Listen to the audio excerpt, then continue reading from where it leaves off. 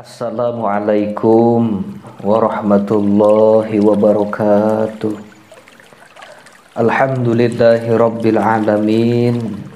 Wassalatu wassalamu ala rasulillahi ajma'in. Amma ba'du. Fafahamnaha Sulaimana wa kulla atayna hukma wa ilma. Wa sakharna ma'a Dawudal jibala yusabbihna wa tayra wa kunna fa'ilin. Ya Hayyu Ya Qayyum, Ya Rahmanu Ya Rahim, Ya Dzal Jalali wal Ikram. Kamari hanca urang tea kakarek dugikakeun ka jelaskeun masih berkaitan tentang nafkahnya. Nafkahan anu jadi kulawarga atawa anak pamajikan.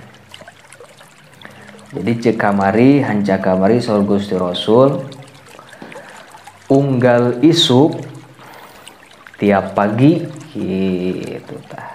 Jadi unggal isuk teh turun dua malaikat anu di mana dua malaikat eta ngadua.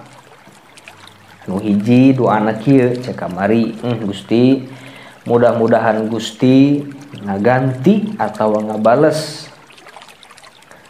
naon pikeun jalma anu infak sodaqoh gitu tah. Muga Gusti ngaganjar, ngabales, ngaganti. Cek malaikat anu hiji deui ngaduana kieu, muga Gusti maparinan gitu tah. Maparinan pahala, ganjaran, maparinan rezeki pikeun saha, pikeun jalma anu tidak berbuat kerusakan gitu tah, nyengger kana karusakan.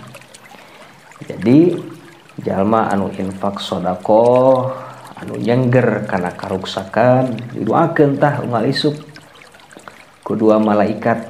Masya Allah. Anu saterusna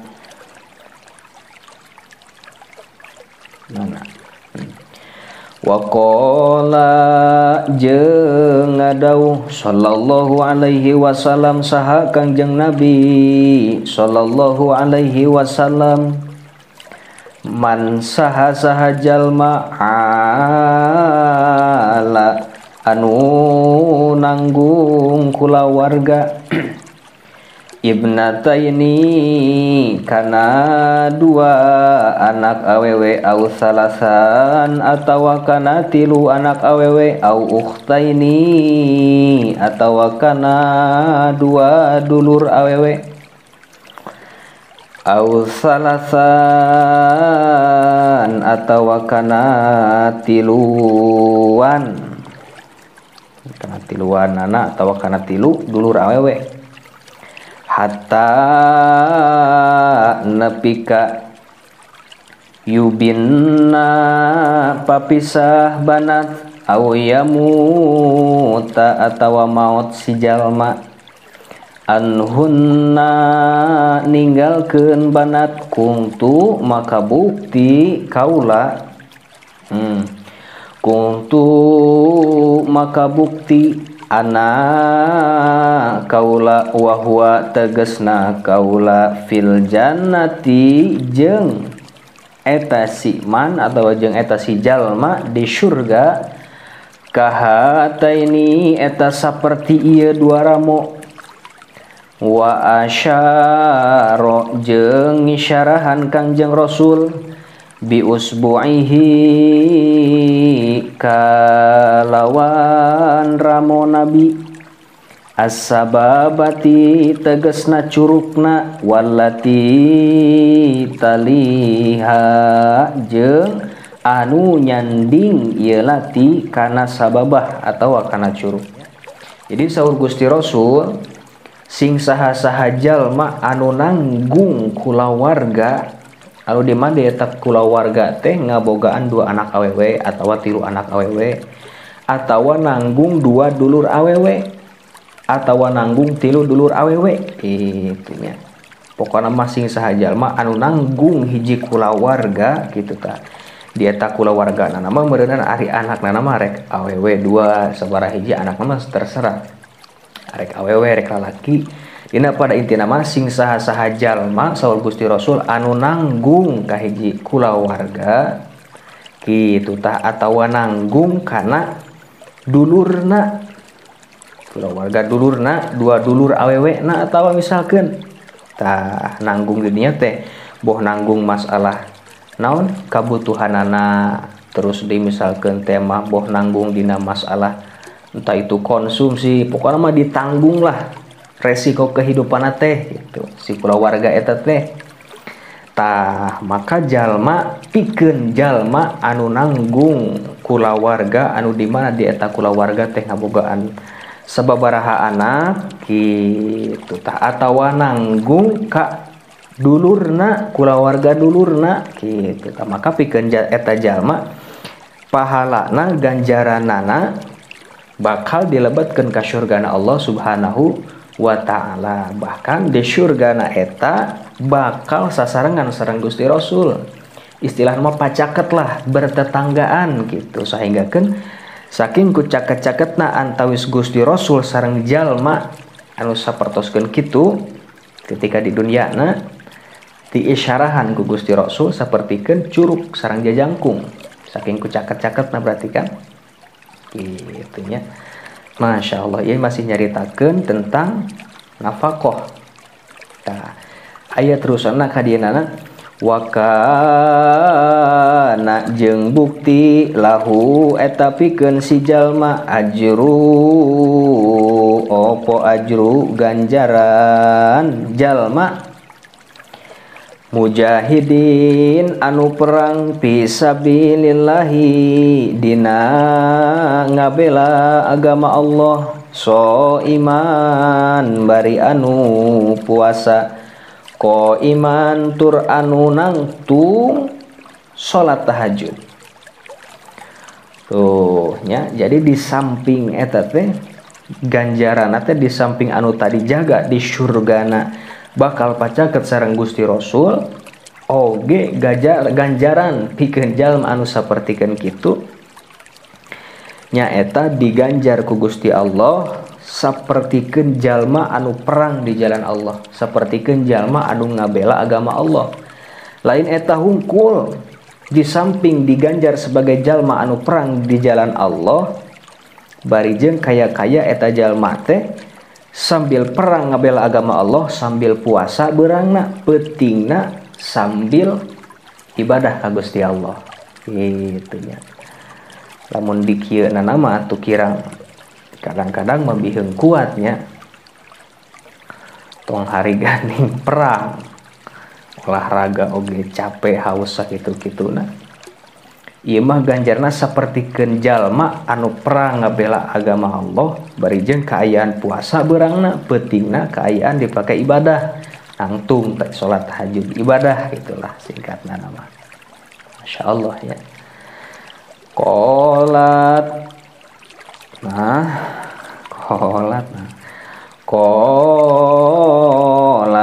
ngucap imro'atun saha hiji awewe wa wahidatun sareng ninggalkeun hiji anak awewe ya Rasulullah he Rasulullah sallallahu alaihi wasallam.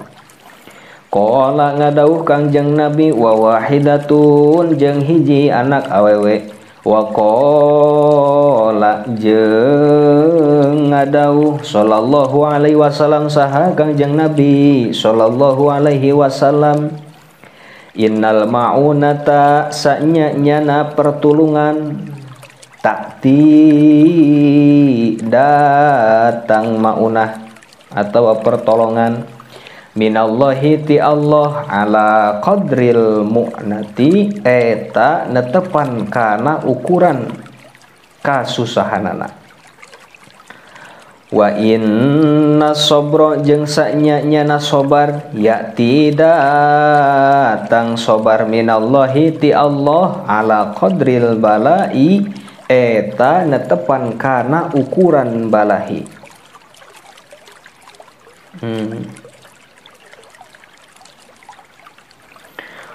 wa awwalu jeung ari anu pangheulana ma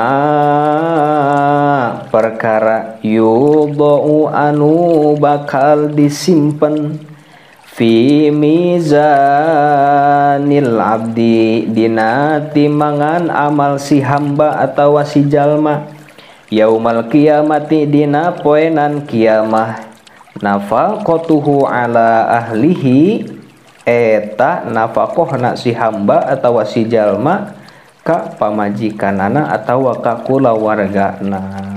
Masya Allahnya. Jadi saur Gusti Rasul wa inna sabra yati minallahi ala qadril bala'i. Lamun dibuleudkeun mah kieu disingkat padat jelaskeun mahnya.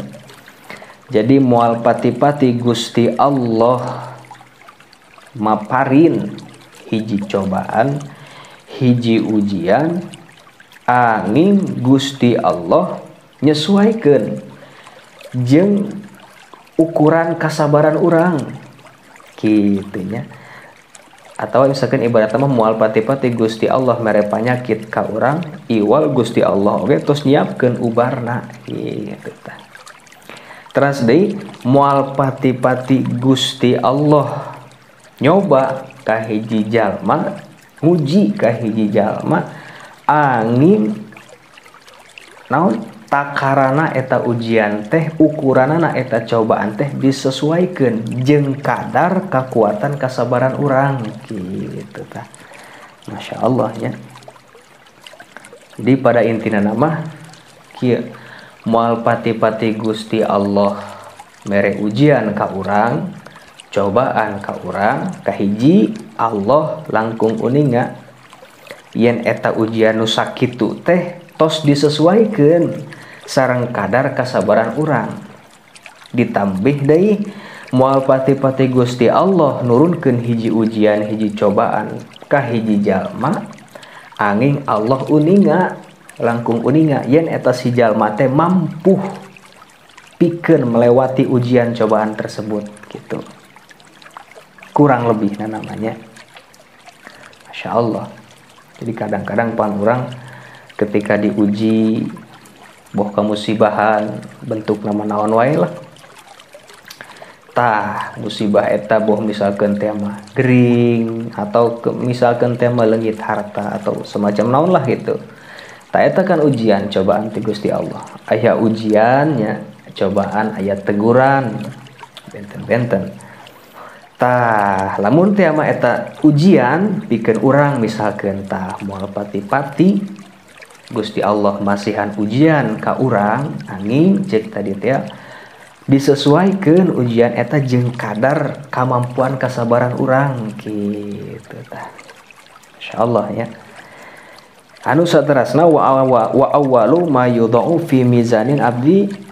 Tah jadi sareng deui kan ieu masih nyaritakeun masalah nafaqah. Tah jaga dina poenan kiamat teh di akhirat.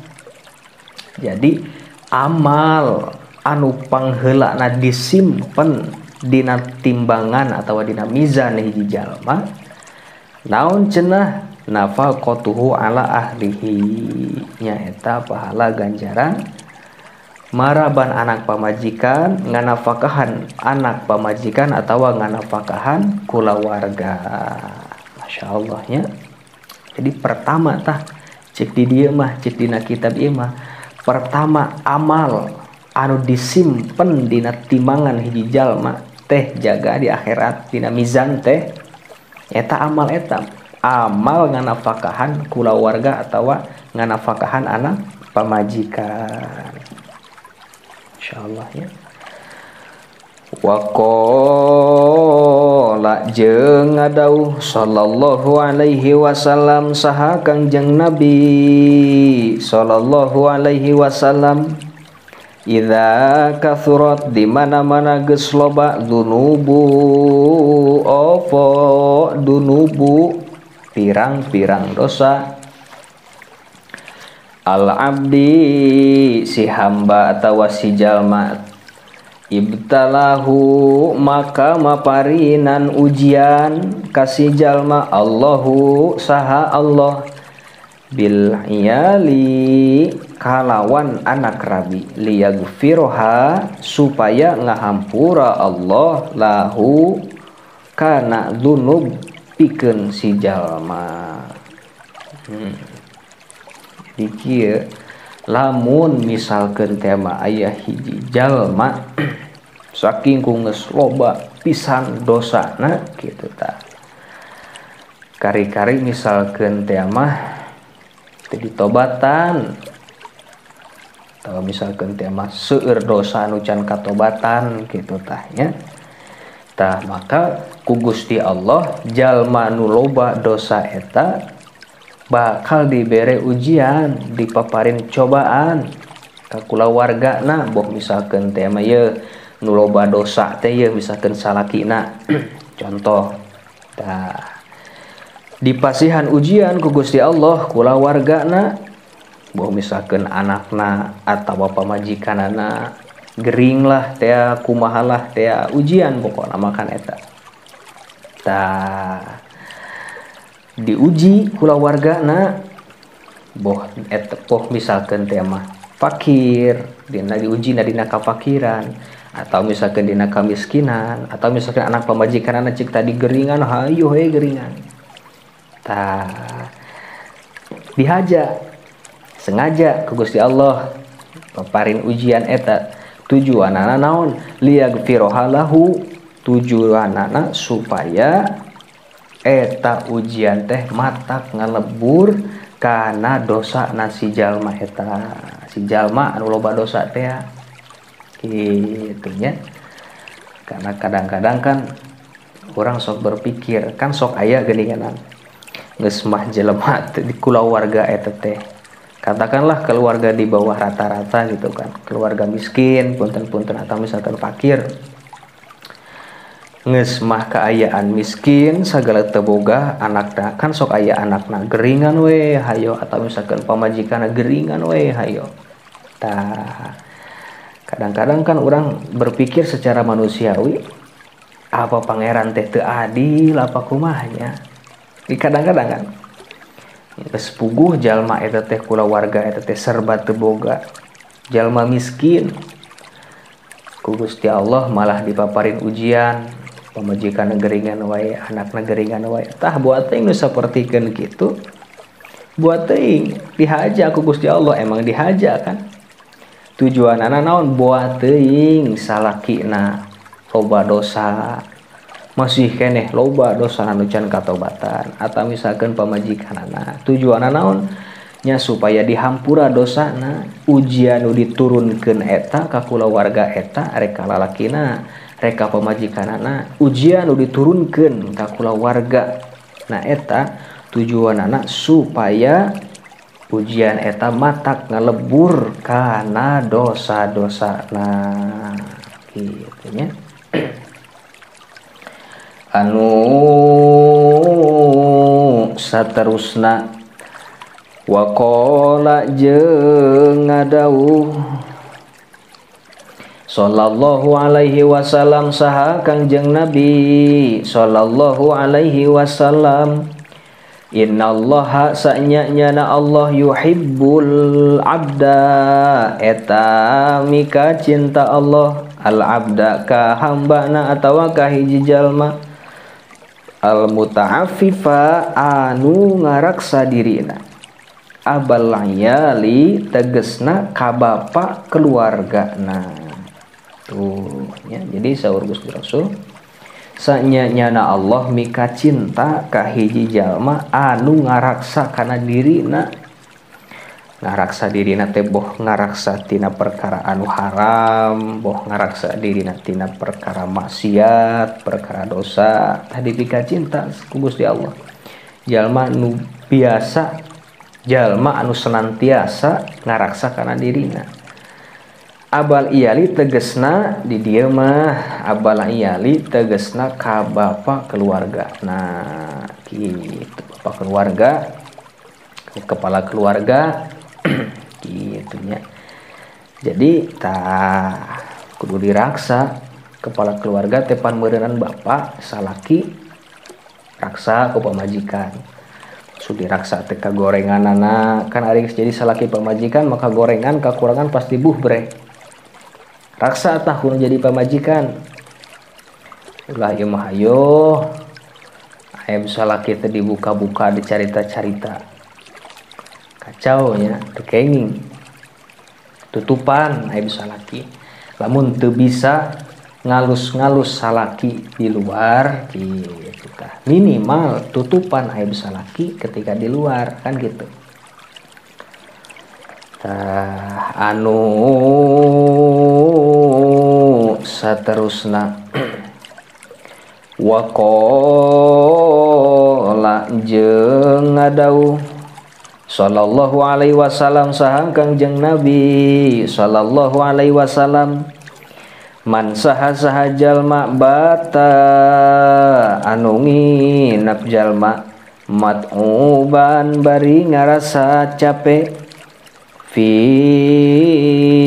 thalabi dina ngarah atawa nyupri atawa neangan atawa mencari masyi kahirupan atawa rizki masyi nya pamiku sya'ah kahirupan atawa rizki pamiku sod siat logatna benten sahurup ge benten nya auladihi pirang-pirang anak nasi jalma bata maka nginep si jalma magfuron eta dihampura lahu pikeun si jalma. Jadi sing saha-saha jalma cenah kitu atawa sing saha-saha nu jadi salaki anu ngarasa capek boh capek hate, capek pikiran, atau capek awak, cuet, terlalu pusing. Ngan ieu mah sababna capek teh, boh capek hate, boh capek awak, boh capek pikiran teh ieu mah sababna teh ku sabab dina masalah nganafakahan anak pamajikan. Kitu tah, maraban anak pamajikan.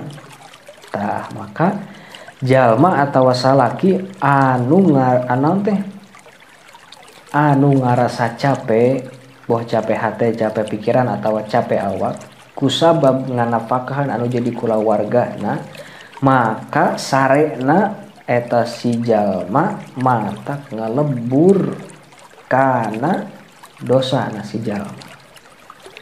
Jadi istilah nama sarena ge diganjar. Jadi ganjaran eta sarena matak ngalebur karena dosa-dosa eta salaki. Masya Allah ya. Misalkan udah teu capek kumaha ngaran-ngaran nganafakahan anak pamajikan mah nya. Nu gawe di kantoran pasti capek. Ngaran anu gawe nu jadi pejabat mah, nu jadi guru mah, jadi PNS mah, nu jadi bupati mah. Pasti ngaran-ngaran gawe ya aya capek nah. Gitu nya tah capek na eta kakusing na eta muncara teh mah eta cek tadi teh juat gitulah ngarasa muncara teh mah capek hate capek pikiran capek awak gitu tah kusabab nganafakahan kusabab neangan rizki yang anak pamajikan tah maka sarena eta si jalma matak ngalebur kana dosa-dosana gitu. Anu saterusna waqala jeung ngadawuh sallallahu alaihi wasallam saha Kangjeng Nabi sallallahu alaihi wasallam man saha jalma tolaba anu nyiar atawa neangan atawa nyuprih si jalma adunya kana harta dunya halalan anu halal wastighfafan jeung supaya ngaraksa diri anil mas'alati tina baramain wasa'yan jeung digawe ala iyalihi kana nganafakahan anak pamajikan wa ta'attuf wa wa ta'at tufa jeung mikawelas ala jarihi kata tanggana eta jalma jaa maka datang si jalma yaumal kiamati dina poenan kiamah wa wajhuhu jeung ari pamenteuna si jalma kal qamari lailatal badri eta sapertikeun bulan dina malam tanggal 14 atawa naon lailatul qamar teh naon teh ya Allah ya Rabbana karim kal qamari lailatul badri sapertikeun bulan purnama gitu bulan tanggal 14 nah, jadi saur Gusti Rasul sing saha-saha jalma anu neangan dunia gagawe kasab ngan kasabna eta anu halal kitu nya